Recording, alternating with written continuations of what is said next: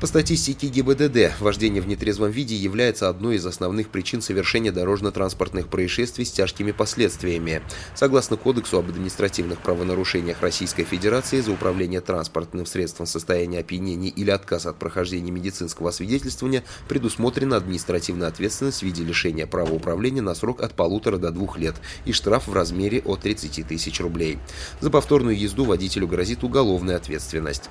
С начала года в Сибае за управление транспортным средством в нетрезвом виде задержаны 490 человек. Уголовные дела по статье «Нарушение правил дорожного движения лицом, ранее подвергнутым наказаниям за управление в состоянии опьянения» возбуждены по 132 случаям.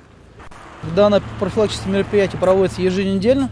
На данном участке дороги мы работаем сегодня, так как на данном участке у нас зарегистрировано множество дорожно-транспортных происшествий, особенно на данном участке дороги у нас пострадали дети, выбегали на проезжую часть. Последнее ДТП было лобовое столкновение, где пьяный водитель не справился с управлением и выехал на встречную. За последнюю неделю прошло 15 дорожно-транспортных происшествий, в которых пострадало 4 человека, из них 2 детей.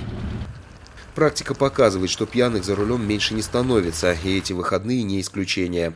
Как ни странно, но штраф и статус пешехода минимум на 1,5 года и даже риск попасть за решетку на несколько суток не останавливает выпивших автомобилистов. В ходе рейда были задержаны 2 водителей, которые станут фигурантами уголовного дела за пьяную езду. Мужчины повторно попали в поле зрения инспекторов в состоянии алкогольного опьянения. И это всего за час проверок. Проведение рейдовых мероприятий, направленных на выявление и устранение нарушений при управлении транспортным средством водителей, находящихся в нетрезвом виде, будет продолжено и в дальнейшем. Давид Фадеев, Айгуль Хамитова, Радмир Исенгулов, телекомпания СТВ.